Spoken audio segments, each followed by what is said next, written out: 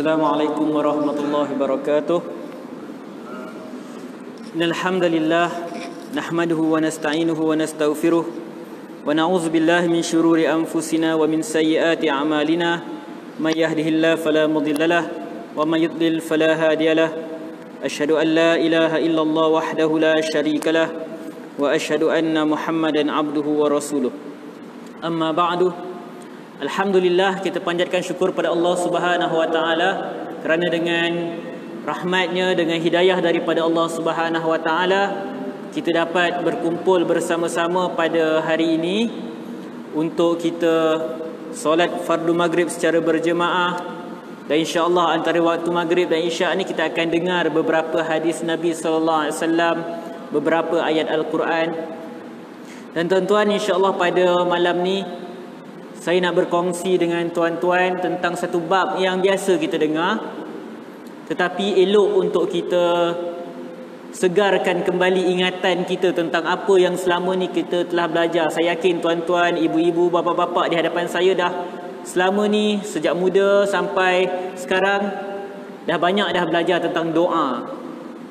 Jadi pada malam ini saya nak berkongsi dengan tuan-tuan tentang tips atau rahsia doa mustajab daripada Al-Quran dan As-Sunnah.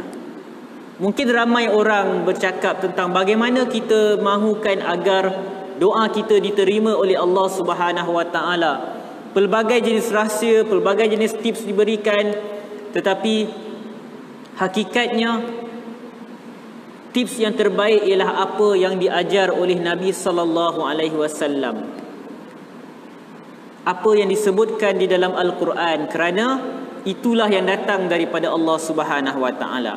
Manusia boleh memberikan pelbagai pendapat, pandangan, idea dan pengalaman, tetapi hakikatnya yang benar ialah apa yang selari dengan Al-Quran dan As-Sunnah. Tuan-tuan, bab doa merupakan satu bab yang diambil berat oleh para ulama. Kalau kita lihat dalam kitab-kitab hadis, Sahih Al-Bukhari, Sahih Muslim, Sunan Abi Daud, At-Tirmizi dan sebagainya, semua tidak akan terlepas daripada kitab Da'awat, kitab yang membicarakan tentang bab doa. Dan para ulama sebahagiannya menulis kitab-kitab yang khas berkaitan doa. Misalnya Al-Imam An-Nawawi rahimahullah dalam kitab Al-Azkar, yang saya yakin ramai daripada kita dah tahu tentang kitab tersebut. Al-Azkar, yang mana Imam An-Nawawi mengumpulkan doa-doa yang diajarkan oleh Nabi sallallahu alaihi wasallam, zikir-zikir yang diajarkan oleh Nabi sallallahu alaihi wasallam. Begitu juga ulama kontemporari yang baru tahun lepas atau tahun ini meninggal dunia, Syekh Al-Qahtani, yang menulis satu buku yang kecil, Hisnul Muslim. Kalau tuan-tuan pergi umrah, pergi haji, biasanya akan dapat satu buku kecil, nama dia Hisnul Muslim, yang mana beliau kumpulkan doa-doa dan zikir-zikir yang diajarkan oleh Nabi sallallahu alaihi wasallam yang datang daripada Al-Quran. Jadi pada malam ni saya bukan nak menyentuh tentang apakah doa yang patut dibaca pada waktu pagi dan petang dan sebagainya, tetapi kita nak lihat apakah yang diajar oleh Nabi sallallahu alaihi wasallam, bagaimana kita nak jadikan doa kita itu memberi kesan. Doa ini, kata Al-Imam Ibn Qayyim rahimahullah, dia macam pedang. Ramai orang dihayunkan pedang dia, tetapi tak semua hayunan tersebut dapat memotong benda yang nak dipotong. Ada banyak sebab yang menyebabkan bila seseorang tu guna pedang tapi tak berjaya nak potong atau nak libas orang. Boleh jadi tangan dia tak kuat, boleh jadi pedang dia tu tumpul. Jadi begitu jugalah doa. Kita kerap berdoa, ramai orang berdoa, dan hampir semua orang yang beriman kepada Allah Subhanahu wa taala berdoa. Tetapi ada kalanya kita rasa macam doa kita tak kuat kesan dia. Jadi kita nak lihat bagaimana nak menjadikan doa kita kuat, mustajab. Allah terima doa kita, Allah jawab doa kita. Tuan-tuan, dalam Al-Quran, dalam hadis, banyak dalil-dalil yang menyuruh kita berdoa kepada Allah Subhanahu wa taala. Misalnya kita lihat dalam surah Ghafir ayat yang ke-60, kata Allah Subhanahu wa taala, A'udzu billahi minasy syaithanir rajim. Wa qala rabbukum ud'uni astajib lakum. Tuhan kamu berkata, mintalah kepada aku, berdoalah kepada aku, nescaya aku akan memenuhi permintaan tersebut. Innal ladzina yastakbiruna 'an ibadati sayadkhuluna jahannama dakhirin. Lepas Allah sebut tentang berdoalah kepada aku dan aku akan menjawab doa kamu, Allah kata, sesungguhnya mereka yang takbur daripada menyembahku, daripada beribadah kepadaku, maka mereka akan masuk ke dalam neraka Jahannam dalam keadaan yang hina. Tuan-tuan, para ulama membahagikan doa kepada dua jenis. Pertama, doa permintaan. Doa permintaan ini yang biasa kita doa, ya Allah berikan aku anak yang soleh, ya Allah berikan aku ilmu yang bermanfaat, rezeki yang diberkati, rezeki yang baik. Itu doa permintaan, sebab kita sebutkan apa yang kita nak daripada kepada Allah Subhanahu Wa Taala. Jadi itu doa yang pertama, dan itu biasa kita faham. Dan ada lagi doa yang kedua, iaitu doa ibadah.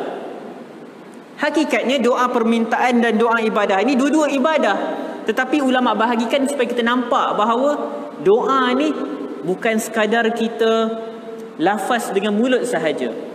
Ada kalanya ia dengan perbuatan. Misalnya, apakah yang dinamakan doa ibadah? Maksudnya, apabila seseorang melakukan ibadah kepada Allah Subhanahu Wa Taala, kalau kita tanya dia, kenapa dia datang solat berjemaah sedangkan solat fardu di rumah sah? Kenapa datang solat berjemaah di masjid? Dia akan kata sebab dia nak dapatkan pahala 27 kali ganda lebih baik daripada solat bersendirian. Kalau tanya dia kenapa dia datang solat tarawih berjemaah, kenapa dia lakukan solat tarawih, kan sunat je. Dia kata sebab dia baca hadis Nabi SAW, sesiapa yang menghidupkan malam Ramadan dengan penuh keimanan dan mengharapkan pahala Allah, akan diampuni dosanya. Maksudnya, kalau kita tanya setiap orang kenapa dia solat, kenapa dia puasa, kenapa dia sedekah, kenapa dia buat itu dan ini, 1001 kebaikan, maka dia akan jawab dengan jawapan yang ringkas. Paling kurang dia akan kata dia nakkan pahala daripada Allah Subhanahu Wa Taala, dia nakkan syurga Allah. Maka bila kita buat ibadah itu, secara automatik kita sedang berdoa kepada Allah.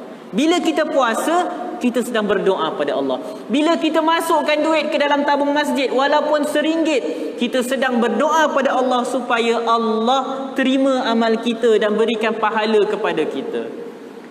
Jadi tuan-tuan, kalau kita faham semua ini, kita akan berhati-hati dengan tindak tanduk kita. Kalaulah melakukan kebaikan itu merupakan, boleh diistilahkan sebagai satu doa permintaan. Kalau kita buat ibadah, kita dikatakan berdoa kepada Allah untuk memberikan kita pahala dan syurga. Maka kalau kita buat maksiat, seolah-olah kita minta kepada Allah untuk diberikan dosa dan neraka. Jadi tuan-tuan, bila kita faham tentang ini, maka kita akan jaga diri kita. Kita akan jaga tingkah laku kita. Kita akan jaga tutur kata kita. Kita tidak akan berkata-kata kecuali dengan perkataan yang diredai oleh Allah Subhanahu Wa Taala. Tidak akan melakukan perbuatan kecuali perbuatan yang Allah suka. Sebab kita tahu bahawa semua perbuatan kita sama ada akan mendatangkan pahala atau mendatangkan dosa. Jadi ayat ini menyebutkan, sesiapa yang sombong daripada beribadah kepadaku, mereka akan masuk ke dalam neraka dalam keadaan yang hina. Para ulama menyatakan ayat ini berkaitan dengan apa yang Allah sebutkan sebelum itu. Allah kata, mintalah kepadaku, berdoalah kepadaku, nescaya aku akan jawab. Sesungguhnya sesiapa yang sombong daripada menyembahku. Para ulama menyatakan sesiapa yang sombong daripada menyembah Allah ini merujuk kepada sesiapa yang sombong, yang enggan berdoa kepada Allah Subhanahu Wa Taala. Na'udzubillahi min zalik. Siapakah manusia yang tak nak berdoa pada Allah, sedangkan kita tahu bahawa kita memerlukan kepada Allah Subhanahu Wa Taala 24 jam hidup kita, setiap saat, setiap hari dalam seminggu kita perlukan kepada Allah Subhanahu Wa Taala. Dalam ayat yang lain, surah Al-Baqarah ayat 186, kata Allah Subhanahu Wa Taala, A'udzu billahi minasy syaithanir rajim. Wa idza sa'alaka 'ibadi 'anni fa inni qarib. Allah kata kepada Nabi Muhammad sallallahu alaihi wasallam, apabila hamba-hambaku bertanya kepadamu tentang diriku, katakanlah fa inni qarib, katakanlah sesungguhnya aku dekat, sesungguhnya Allah dekat. Ujibu da'watad da'i idza da'an, aku menjawab doa orang yang berdoa. Jadi ayat ini menerangkan kepada kita bagaimana Allah Subhanahu wa taala akan menjawab doa yang kita minta kepada Allah Subhanahu wa taala. Dan kalau kita benar-benar beriman bahawa Allah itu Tuhan yang tidak pernah memungkiri janji, kita akan membanyakkan doa kepada Allah Subhanahu wa taala. Dan kalau kita benar-benar beriman bahawa dengan ayat ini kita tidak akan sesekali mengucapkan perkataan aku dah banyak berdoa tetapi doa aku tak mustajab. Dah bertahun-tahun aku berdoa, tak pernah doa aku mustajab. Nanti kita akan lihat pada malam ini perkataan yang kita sebut tadi, aku dah banyak berdoa tetapi doa aku tak mustajab. Boleh ke kita sebut macam tu? Tuan-tuan, dalam sebuah hadis yang diriwayatkan oleh Imam Al-Bukhari dalam Al-Adab Al-Mufrad, Nabi SAW kata, man lam yas'alhu yaghdab alaih. Man lam yas'alhu, sesiapa yang tidak meminta kepada Allah Subhanahu wa taala, yaghdab alaih, Allah akan murka kepada dia. Tuan-tuan, inilah uniknya hubungan kita dengan Allah Subhanahu wa taala. Hubungan kita sesama manusia, sebaik mana pun seseorang tu, kalau kita asyik minta, tiap hari minta tolong ke orang. Minggu ni pinjam duit dia, minggu depan pinjam lagi, bulan depan pinjam lagi. Baik mana kawan kita pun dia fed up juga dengan kita. Dia ni asyik datang minta pinjam duit, minta tolong. Jadi manusia, sebab tu kita tak digalakkan meminta-minta kepada manusia. Tetapi Allah, tuan-tuan, lagi kita minta, lagi Allah suka. Kalau kita tak minta ke Allah, Allah murka kat kita. Sama juga tuan-tuan dengan kita dengan manusia, kita tak dibenarkan mengungkit-ungkit. Wala tubtilu sadaqatikum bil manni wal adha. Jangan batalkan sedekah kamu dengan perbuatan mengungkit yang menyakiti hati orang yang menerima sedekah. Tetapi dengan Allah Subhanahu wa taala, antara cara doa yang mustajab ialah bertawassul dengan amal-amal soleh. Tuan-tuan tahu bagaimana tawassul dengan amal-amal soleh? Dalam sebuah hadis yang sahih, kisah 3 orang lelaki terperangkap di dalam gua, di mana bila mereka masuk ke dalam gua, pintu gua tertutup dengan satu batu yang besar. Mereka tak dapat keluar. Jadi mereka berdoa pada Allah Subhanahu wa taala. Dan setiap seorang daripada mereka menceritakan, menyebut, mengungkit kepada Allah, ya Allah, aku buat itu dan ini. Kalau aku buat kerana Engkau, bukalah pintu gua ni. Bila seorang berdoa, disebut amal yang pernah dia buat, terbuka sedikit pintu gua. Orang kedua berdoa, disebut apa amal kebaikan yang dia pernah buat, terbuka pintu gua. Orang yang ketiga berdoa, dia ungkit ke Allah, dia kata aku pernah buat macam tu macam ni, terbuka pintu gua. Akhirnya mereka dapat keluar. Itu beza kita, hubungan kita dengan Allah, dengan manusia. Dengan manusia kita tak boleh mengungkit. Dengan Allah, kalau kita berdoa, ya Allah, anak kita mungkin nak periksa nanti, kita, ya Allah, tolonglah mudahkan anak aku untuk menjawab peperiksaan. Kalau dulu aku pernah berpuasa sunat hari Isnin ikhlas kerana-Mu, tolonglah kau mudahkan anak aku untuk peperiksaan ni. Dengan manusia kita tak boleh ungkit, tapi dengan Allah suka kita ungkit. Bukan Allah tak tahu dulu kita pernah ibadah, tapi Allah suka kita cerita ke Allah. Kita pernah solat sunat, kita pernah sedekah, kita pernah puasa sunat. Jadi dah tips pertama, macam mana nak doa mustajab? Ketika berdoa, tawassul dengan amal-amal soleh. Itu tips yang pertama. Cerita ke Allah, ya Allah, hari tu aku solat malam, kalaulah solat malam aku tu ikhlas kerana-Mu, Engkau penuhilah permintaan aku ini.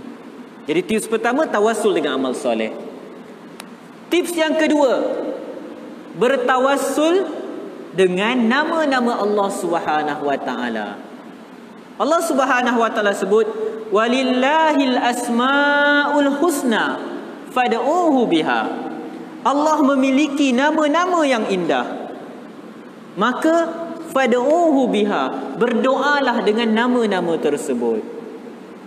Jadi bagaimana nak bertawassul dengan nama Allah? Maksudnya kita meminta Allah dengan menyebut nama Allah. Dan para ulama mengajar cara tawassul dengan nama-nama Allah. Nama Allah banyak.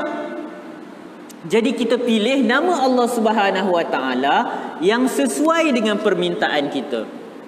Misalnya kita berdoa pada malam hari, kita nak minta Allah ampuni kita.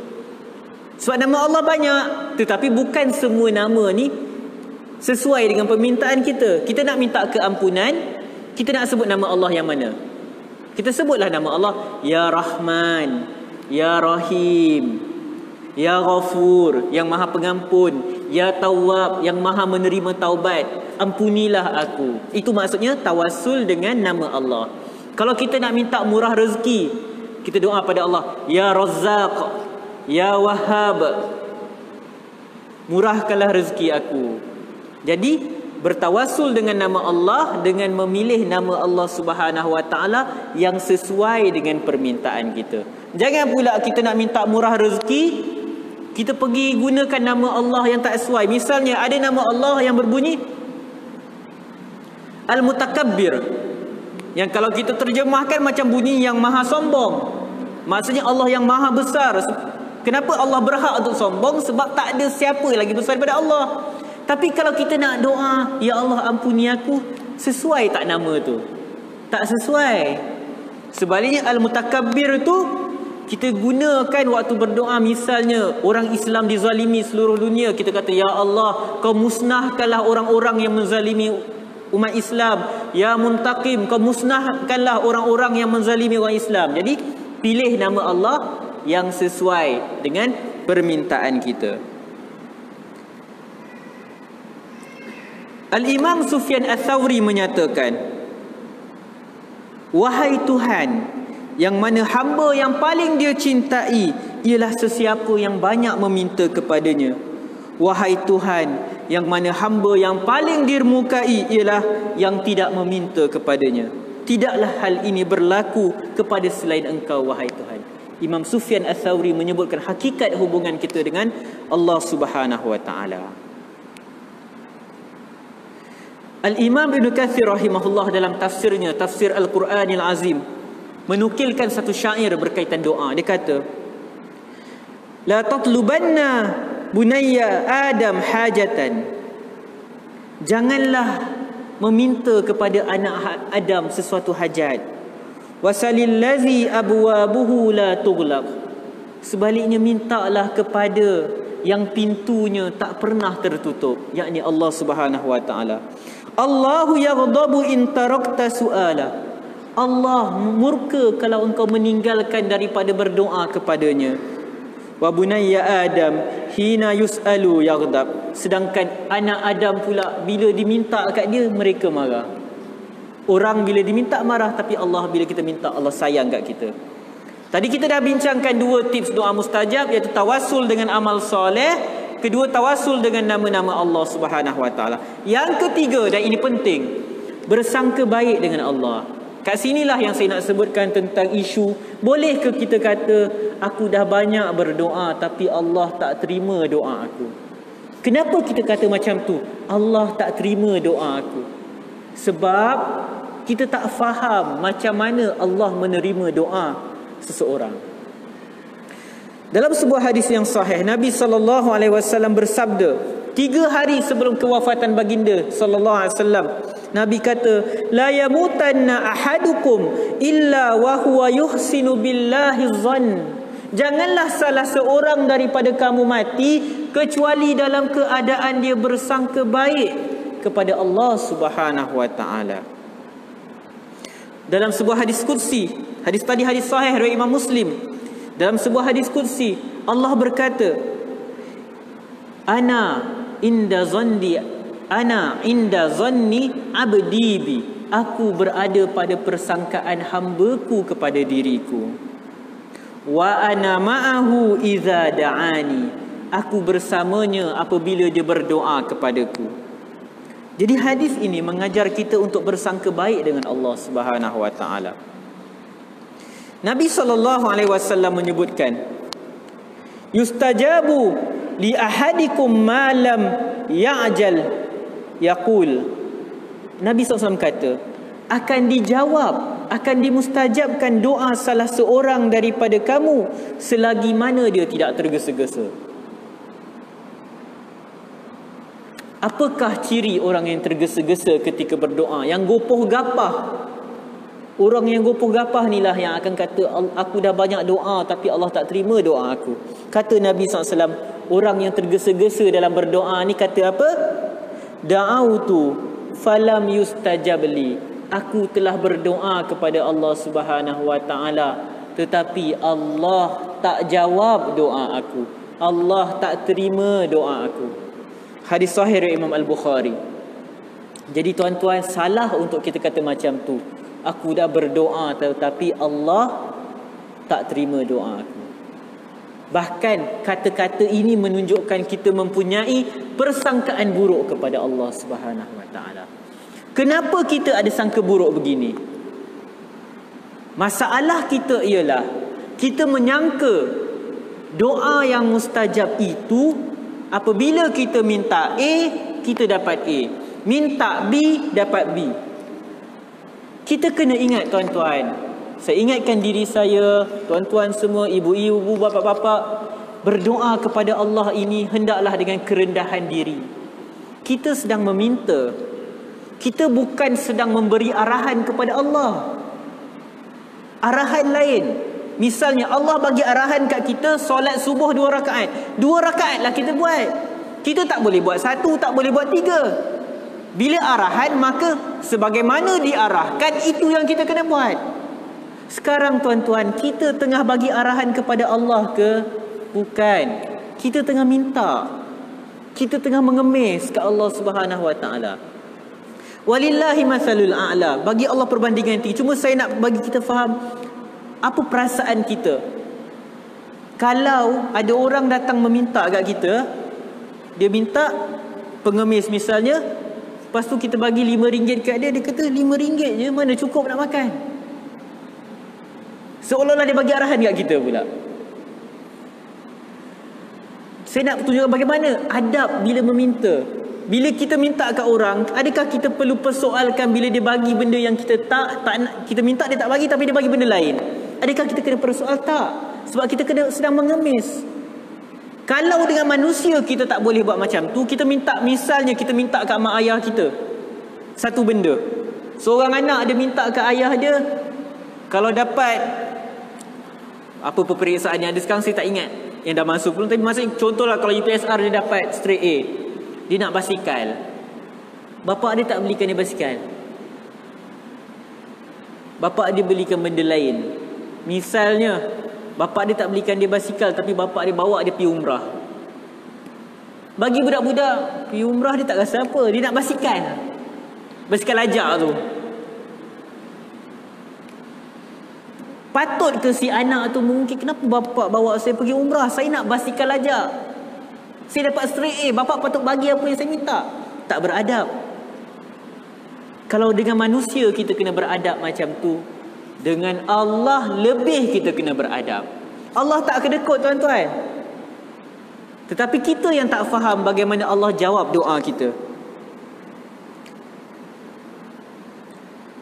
Dalam sebuah hadis yang sahih lagi daripada Abu Hurairah, Nabi SAW bersabda yang bermaksud, janganlah seseorang daripada kamu berkata, ya Allah, ampuni aku jika engkau mahu.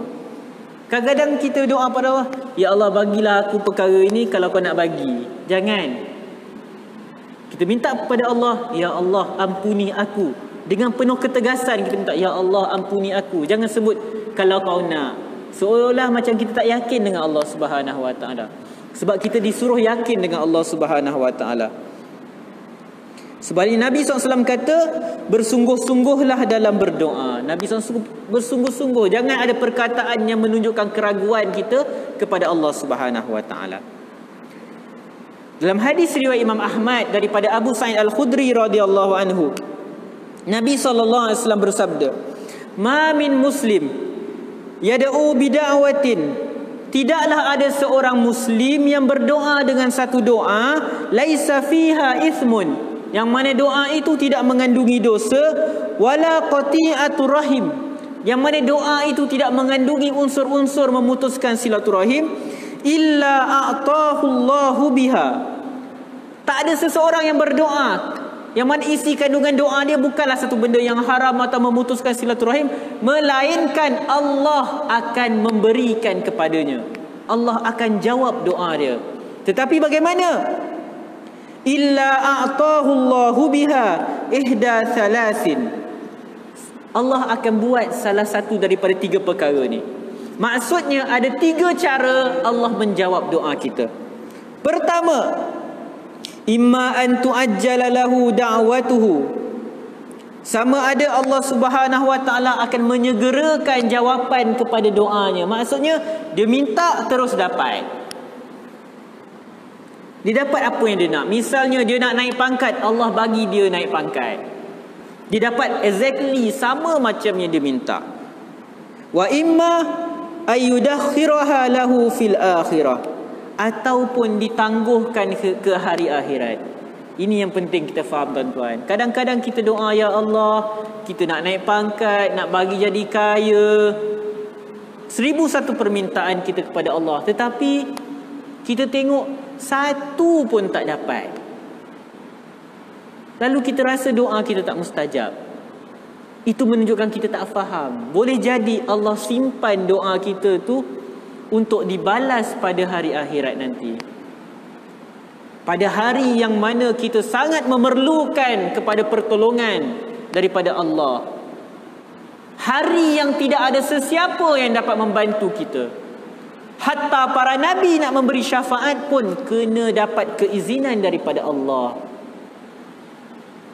Jadi kalaulah kita tengok ada doa kita yang macam Allah tak makbulkan, maksudnya kita minta A, Allah tak bagi A pun, bersangka baiklah dengan Allah.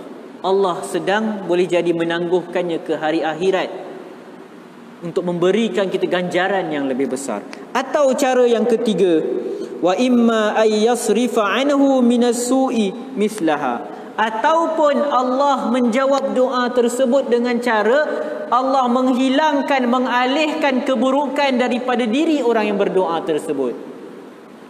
Tuan-tuan, kalau kita tengok kehidupan kita sejak bertahun-tahun, misalnya kita memandu di jalan raya, pandu kereta kat jalan raya, boleh jadi kita pernah menghadapi satu situasi kalau kita masuk, misalnya kita masuk lorong kanan sesaat di awal, boom, kita kena langgar dengan kereta kat belakang. Tapi kita terlepas daripada kemalangan tersebut. Adakah kita minta ke Allah, ya Allah selamatkan aku daripada aksiden ni? Tak ada. Boleh jadi selamatnya kita daripada pelbagai jenis musibah kat dunia ni disebabkan doa kita yang lain. Kita minta jadi kaya, Allah tak bagi kita kaya, tapi Allah bagi kita sihat. Kita nak ada kereta besar, kita tak dapat kereta besar tu, tetapi Allah bagi kita kaki yang kuat, boleh jalan pergi masjid. Jadi kita hakikatnya, tuan-tuan, kita tak tahu pun bagaimana Allah jawab doa kita. Bila kita dah faham 3 cara Allah menjawab doa seseorang, maka kita akan ketahui bahawa kita tidak berhak untuk berkata, aku dah berdoa tetapi Allah tak mustajabkan doa aku. Tak patut kita cakap macam tu. Cuba kita lihat kehidupan kita, tuan-tuan, 24 jam. Berapa banyak nikmat Allah bagi kat kita, yang mana nikmat tu kita tak pernah minta pun, tapi kita dapat. Tiba-tiba hanya sebab satu permintaan yang kita tak dapat, kita sangka Allah tak terima doa kita. Jangan bersangka buruk dengan Allah. Jadi tips yang seterusnya untuk doa mustajab ialah sentiasa bersangka baik dengan Allah. Walaupun kita tak dapat apa kita minta, ketahuilah Allah lebih tahu apa yang baik untuk kita. Kita minta A, mungkin kita rasa A tu baik. Misalnya kita nak naik pangkat, kita rasa naik pangkat tu baik, tetapi Allah lebih tahu apa yang baik untuk diri kita.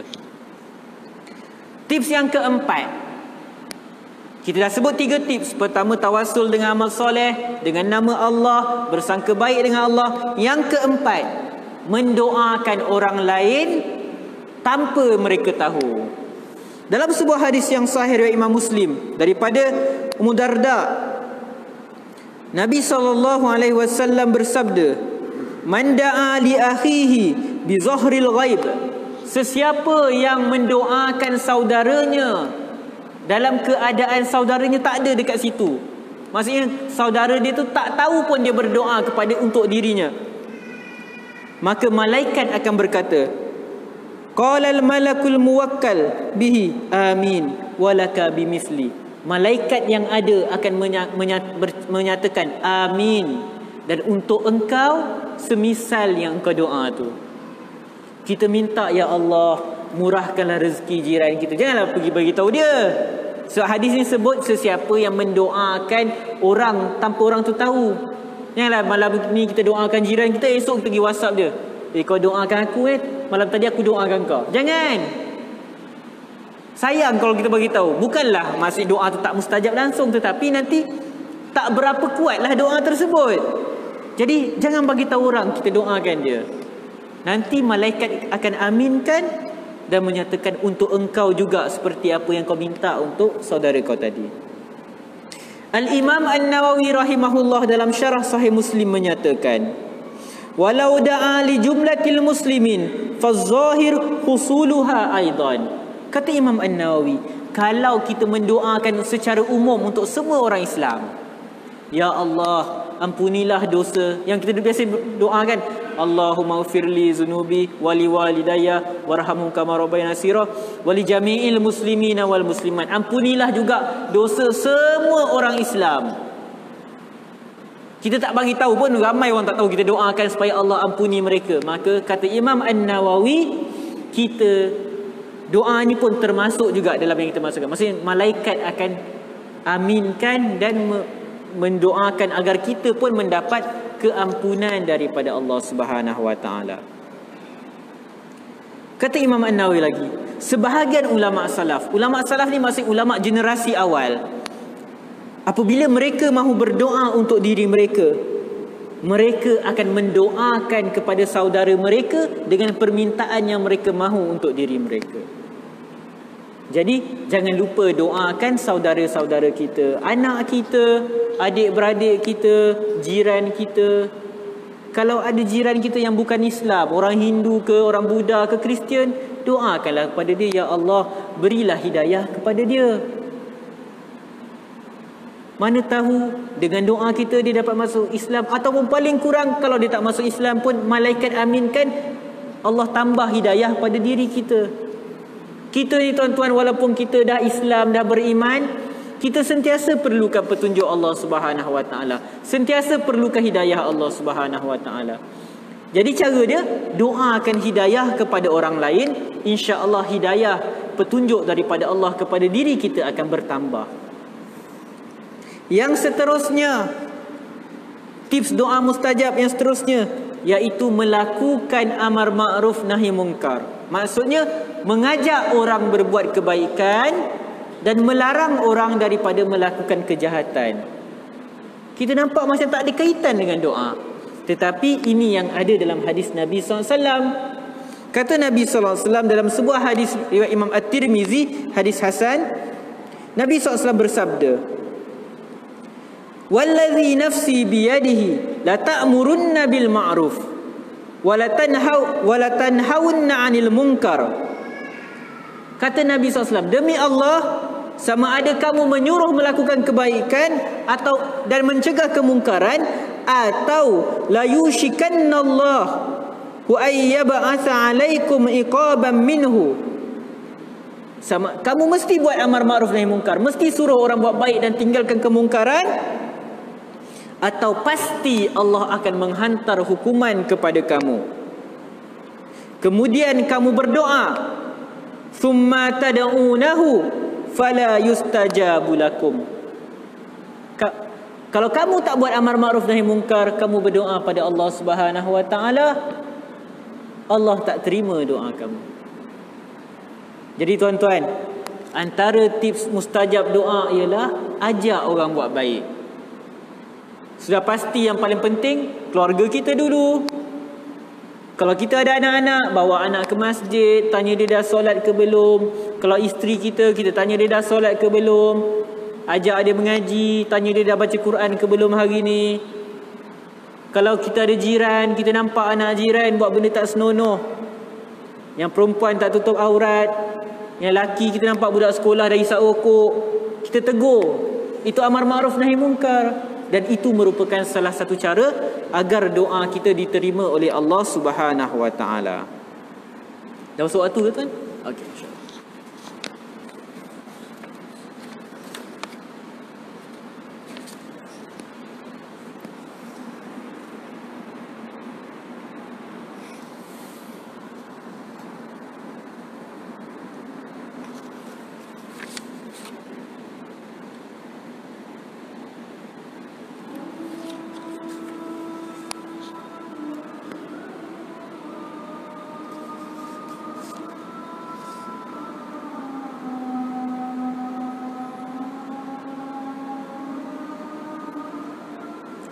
Allah Akbar.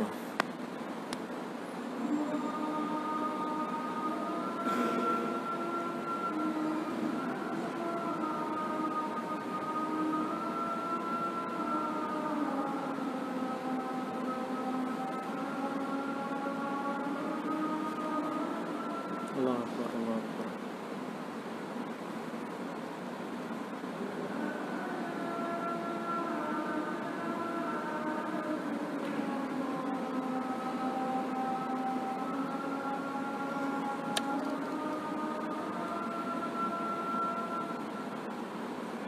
La ilaha illallah.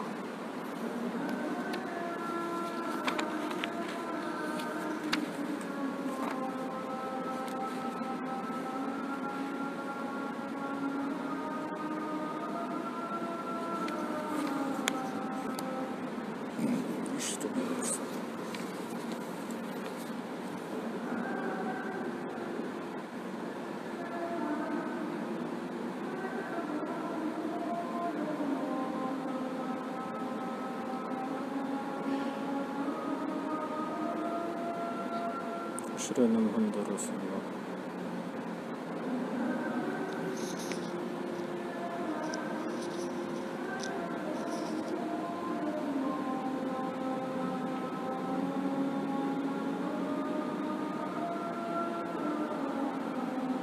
Asyhadu anna Muhammadar Rasulullah.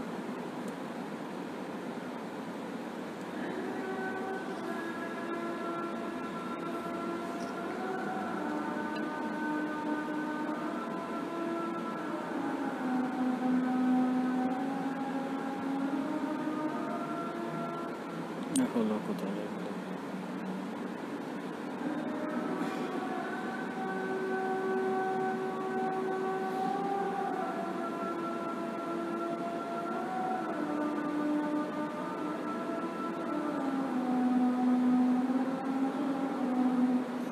Allah Ta'ala.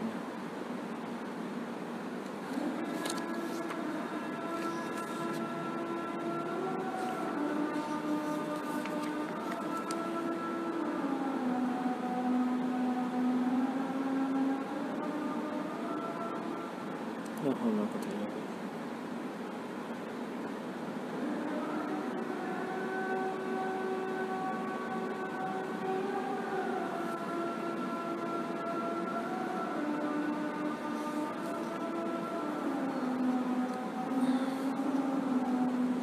La haula wa la quwwata illa billah.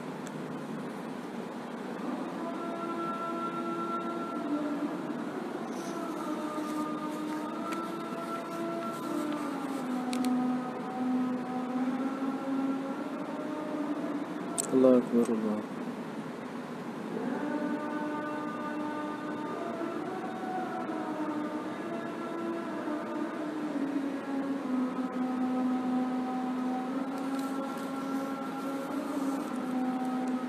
La ilaha illallah wa maraba hazi da'wati tamah wa salatu laqa'umah Ati Muhammad wasilatu wal fadilah wa ba'asu maqama Mahmud al-Wazir Raditu billah rabba bil islami dini Muhammadin wa salli ala Muhammad wa ala alihi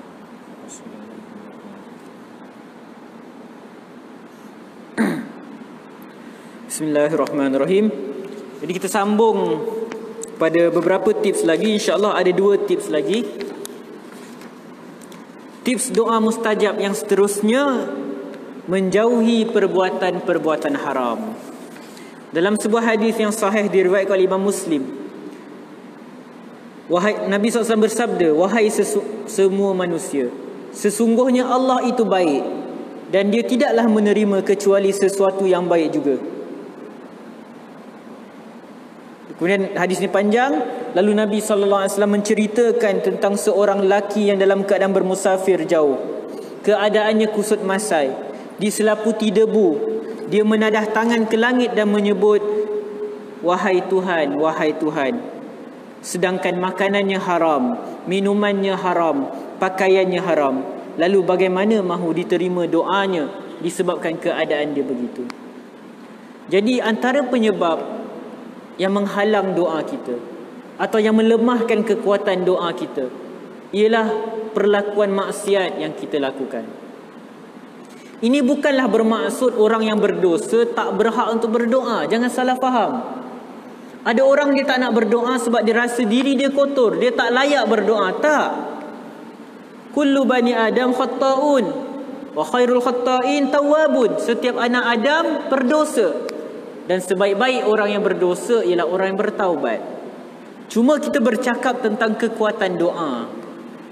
Sudah pasti antara doa orang yang sering buat maksiat dengan doa orang yang sering mentaati Allah, yang lebih kuat doanya orang yang mentaati Allah. Tetapi bukan bermaksud doa orang yang buat maksiat ni secara pasti tertolak. Allah bukan begitu. Cuma kita bercakap tentang kekuatan doa. Jadi bagaimana kita nak bagi doa kita kuat? Jauhi maksiat. Pastikan makanan kita makanan yang halal. Sumber rezeki kita, pendapatan yang halal. Pastikan kita menunaikan amanah kita ketika bekerja. Sebab bila kita tak amanah, kita takut ia mempengaruhi status pendapatan kita, yang menyebabkan dia tak halal, dia tak tayyib, yang mana itu merupakan salah satu penghalang daripada kekuatan doa kita. Dan tips yang terakhir pada malam ini, membanyakkan berdoa ketika senang. Biasanya kita doa waktu kita susah, waktu kita sakit, waktu kita sempit. Waktu tu kita ingat Allah Subhanahu Wa Taala. Tetapi Nabi SAW ajar daripada Abu Hurairah radhiyallahu anhu, dia kata Nabi SAW bersabda, man sarrahu ayyastajiballahu lahu inda syada'id wal karbi. Sesiapa yang suka, yang mahukan agar Allah menerima doa dia ketika dia berada dalam keadaan susah, falyuksir ad-du'a fir rakhaq, hendaklah dia membanyakkan doa ketika dia dalam keadaan senang. Hadis riwayat Imam At-Tirmizi. Jadi tuan-tuan, kenapa kita kena banyakkan doa waktu senang? Sebab berdoa ketika senang menunjukkan bagaimana hati kita benar-benar terikat kepada Allah Subhanahu Wa Taala. Sebab kebiasaannya manusia, bila dia senang, bila dia gembira, dia lupa pada Allah. Jadi banyakkan doa ketika senang, maka ia akan membantu kita ketika susah. Dia akan menguatkan doa kita ketika kita susah. Jadi tuan-tuan, saya rasa cukup sampai di sini sahaja tips doa mustajab yang saya dapat kongsikan dengan tuan-tuan. Kalau ikut nota yang saya sediakan, topik yang seterusnya adalah waktu-waktu doa mustajab. Semua waktu kita boleh berdoa, tetapi ada waktu-waktu yang kita disuruh membanyakkan doa. Bukan jangan berdoa pada waktu lain. Setiap hari kita doa, setiap masa kita doa, tetapi bila sampai pada waktu-waktu tertentu ini, kita hendaklah membanyakkan doa kepada Allah Subhanahu Wa Taala. Macam bulan Ramadan, kita baca Quran. Bukan maksud baca Quran bulan Ramadan saja, tetapi bila masuk bulan Ramadan, kita banyakkan membaca Al-Quran. Bukannya habis Ramadan tutup Quran. Sama juga, bukannya bila waktu-waktu yang tak disebutkan dia sebagai waktu doa mustajab, kita tak berdoa. Bukan macam tu. Carilah waktu-waktu yang mustajab, yang disebutkan oleh Allah Subhanahu Wa Taala, diajar oleh Rasulullah sallallahu alaihi wasallam. Insya-Allah kalau ada masa nanti, mungkin saya dijemput lagi, saya akan kongsikan pula dengan tuan-tuan bilakah waktu-waktu doa mustajab, yang mana peluang untuk doa kita diterima oleh Allah Subhanahu Wa Taala sangat kuat.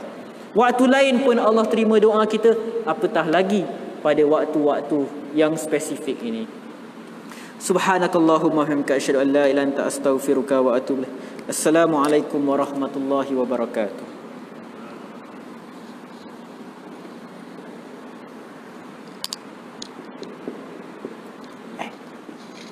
Duduk kat ayah.